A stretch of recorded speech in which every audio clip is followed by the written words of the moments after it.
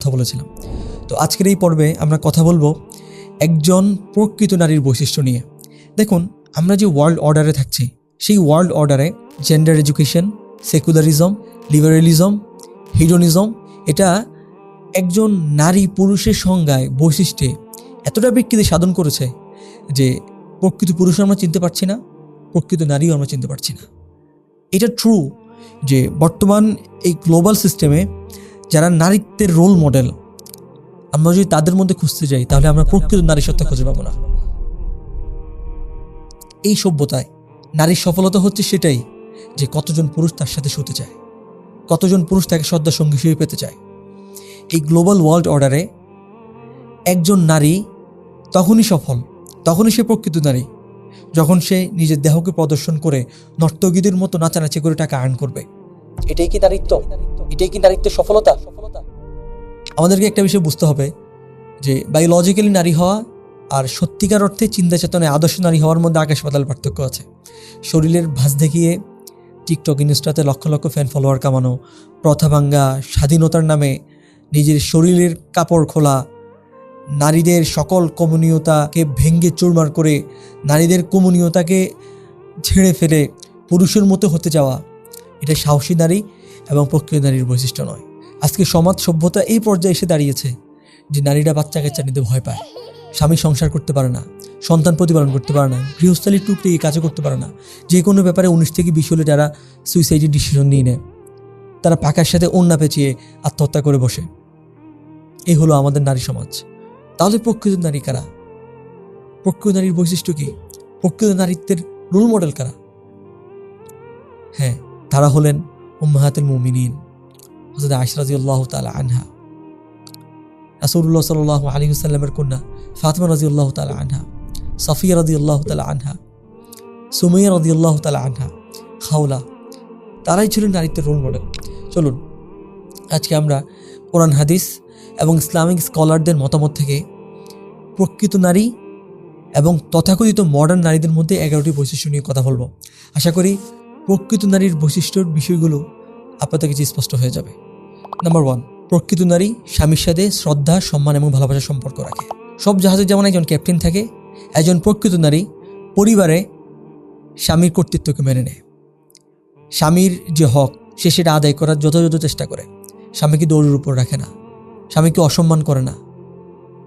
আর একজন মডার্ন নারী সে স্বামীকে সবসময় দৌড়ের উপর রাখে, স্বামীকে অসম্মান করে, স্বামীকে ছোট করে, স্বামীকে তুচ্ছ করে, স্বামীকে যথাযথ সম্মান করে না, দাম্পত্যের যে হক সেটা সে আদায় করে না।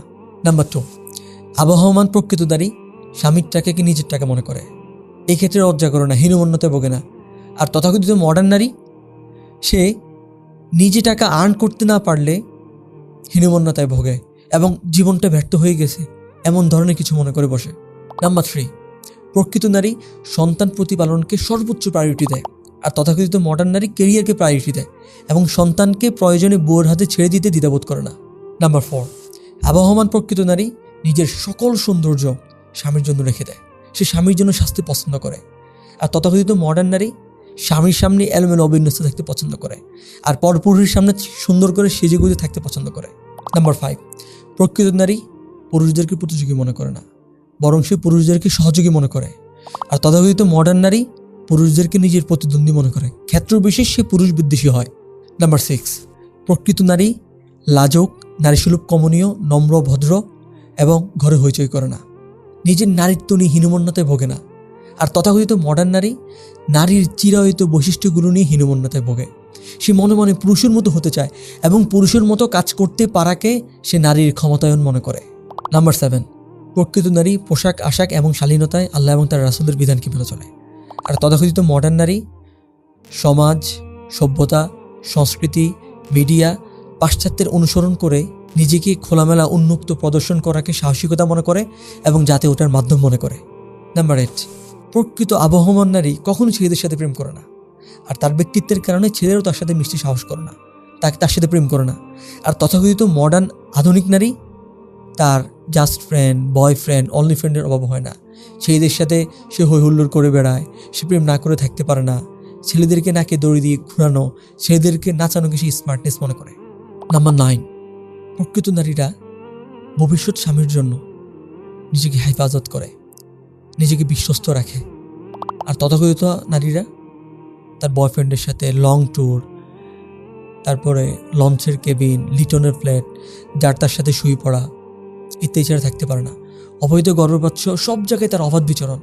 নাম্বার 10, প্রকৃত নারীরা ছবি আপলোড দেয় না। স্বামীরা চাইলেও তারা ছবি তুলতে দেয় না।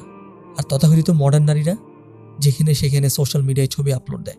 ছবি আপলোড দিয়ে তারা পরপুরুষের অ্যাটেনশন সিক করতে চায়। Just friend, only friend, boyfriend, যাই হোক না কেন, যার তার কাছে তারা তার পার্সোনাল ছবি শেয়ার করে দেয়। 11 এবং সর্বশেষ হলো, প্রকৃত নারীরা রান্না বান্না, সন্তান প্রতিপালন, ঘরের কাজকে জীবনের অপচয় মনে করে না। পরিবার এবং সমাজে তারা তাদের দায়িত্ব এবং কর্তব্য সম্পর্কে এবং তাদের ভূমিকা সম্পর্কে তারা সচেতন। আর তথাকথিত মডার্ন নারীরা ঘরের কাজ করাকে নিজের জীবনের অপচয় মনে করে, নিজের জীবনের দাসত্ব মনে করে। এরা মিডিয়া, সমাজ, রাষ্ট্র, গ্লোবাল যে ওয়ার্ল্ড অর্ডার, তাদের বেঁধে দেওয়া যে সাফল্য সংজ্ঞা, সেই সাফল্য সংজ্ঞায় তারা অন্ধের মতো ছুটে বেড়ায়। প্রিয় ভাই বোন, একটু মনোযোগ দিন, উপলব্ধি করুন। এই তথাকথিত আধুনিক মডার্ন নারীদের পিছনে ছেলেরা লাইন দিলেও দিন শেষে ছেলেরা এদেরকে জীবন সঙ্গিনী হিসেবে পেতে চায় না। একজন পুরুষ যতই চরিত্রহীন হোক, বিয়ের সময় সে আবহমান একজন প্রকৃত নারীকে জীবন সঙ্গী হিসেবে পেতে চায়। এখন ডিসিশন আপনার। যুগ যুগ ধরে এই আবহমান প্রকৃত নারী পুরুষরাই মানুষের উপকার করেছে, সমাজ এবং সভ্যতা বিনির্মাণ করেছে, মানুষকে জাহেলিয়াতের অন্ধকার থেকে বের করে হিদায়াতের আলোয় নিয়ে এসেছে। এটা আল্লাহ সুবহানাহু ওয়া তাআলা সুন্নাহ। এদের মাধ্যমে আল্লাহ তাআলা দুনিয়াকে টিকিয়ে রাখেন। নদী তার গতিপথ বদলে ফেলে, সভ্যতার পরিবর্তন হয়, আন্তর্জাতিক ক্ষমতার বাগডোর থেকে একটি জাতি গেলে আরেকটি জাতি আসে, কিন্তু আল্লাহ সুবহানাহু ওয়া তাআলার এই সুন্নাহর কখনো পরিবর্তন হয় না। আল্লাহ তাআলা আমাদেরকে প্রকৃত নারী পুরুষ হওয়ার তৌফিক দিন। আমিন। আসসালামু আলাইকুম ওয়া রাহমাতুল্লাহি ওয়া বারাকাতুহু।